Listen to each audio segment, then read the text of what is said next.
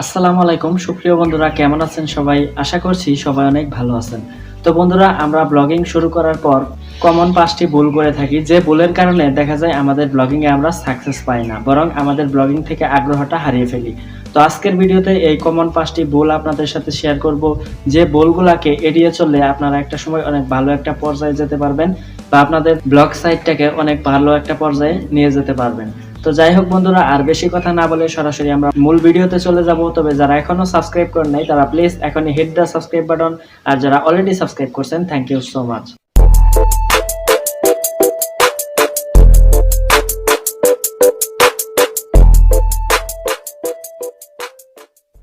Welcome back. তো friend, আমরা blogging শুরু করার পর শুরুতেই যে ভুলটি করে থাকি সেটি হচ্ছে ইনকামের চিন্তা করা। আমরা আমাদের ব্লগটিকে বড় না করে, আমাদের সাইটটিকে ভালোভাবে ডেভেলপ না করে আমরা ইনকামের দিকে বেশি ফোকাস দেই।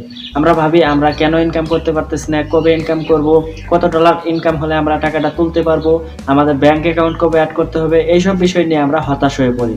কিন্তু আস্তে আস্তে এইসব বিষয় নিয়ে ভাবতে ভাবতে আমাদের কাজ করার দিকে মনোযোগ হারিয়ে ফেলি, যার ফলে একটা সময় দেখা যায় আমরা ব্লগিং থেকে দূরে সরে পড়ি, যার ফলে আমাদের ব্লগিং এ আগ্রহটা হারিয়ে যায় এবং কি সেটা থেকে একদমই আমরা চলে আসি।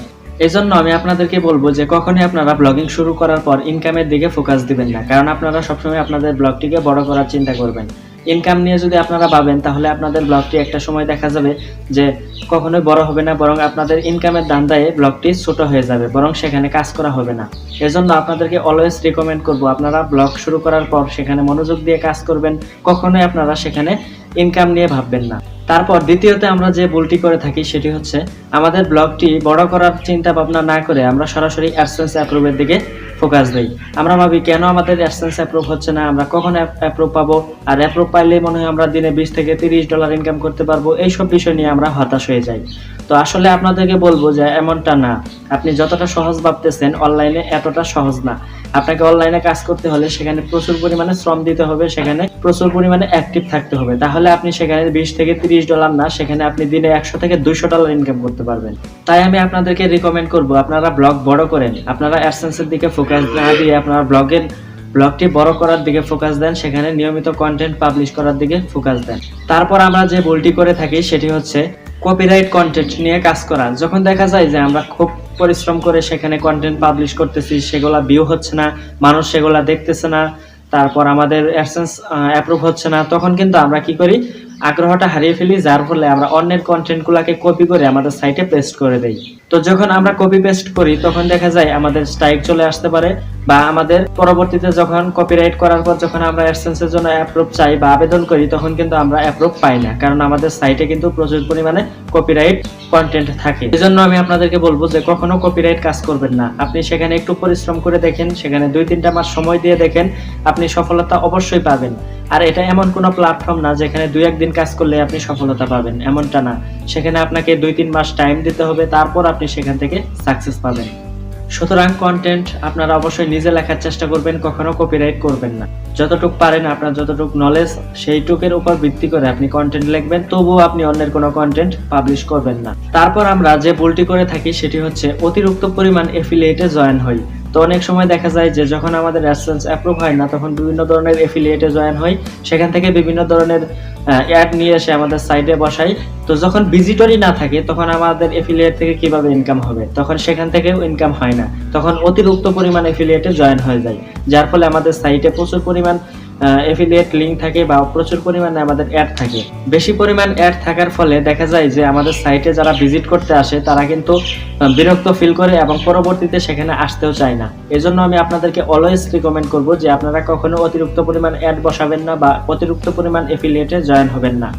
আপনি যদি আপনাদের সাইটটাকে বড় করতে পারেন তাহলে এফিলিয়েটে এত বেশি জয়েন হতে হবে না, এত বেশি অ্যাড লাগবে না, অল্প এফিলিয়েটে আপনি সেখান থেকে বেশি পরিমাণ বেনিফিট পাবেন যদি সেখানে আপনার সাইট বড় থাকে। তাই এফিলিয়েটের দিকে ফোকাস দিবেন না।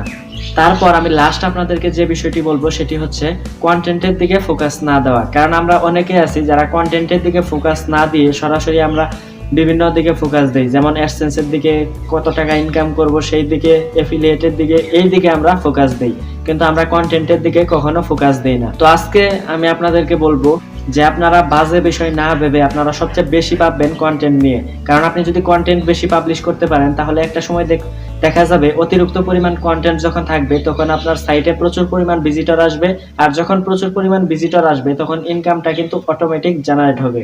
সুতরাং আপনারা সবসময় চেষ্টা করবেন বেশি বেশি কন্টেন্ট পাবলিশ করার জন্য, এবং সেগুলো যাতে ইউনিক হয়, সেগুলো যাতে অনেক লং হয়, সেই বিষয়টা আপনারা খেয়াল রাখবেন। আর আপনাদের কন্টেন্টে পর্যাপ্ত পরিমাণ ইনফরমেশন দেওয়ার চেষ্টা করবেন। যে বিষয়ে আপনি কন্টেন্ট লিখবেন সেই বিষয়ে যাতে ফুল গাইডলাইন দেওয়া থাকে, ফুল ইনফরমেশন দেওয়া থাকে, এই বিষয়টা আপনারা খেয়াল রাখবেন।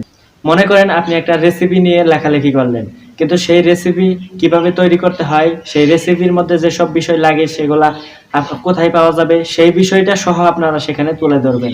তার মানে আপনার যে বিষয়টি নিয়ে আপনারা পোস্ট করবেন সেটি সম্পর্কে A to Z ধারণা দিবেন এবং A to Z ইনফরমেশন আপনারা দিয়ে দিবেন। তাহলে একটা সময় দেখা যাবে আপনার সাইটটি অটোমেটিক গ্রোথ হয়ে যাবে। যাই হোক বন্ধুরা, আজকের ভিডিওটি এই পর্যন্তই। সবাই ভালো থাকবেন, সুস্থ থাকবেন। Thanks for watching this video.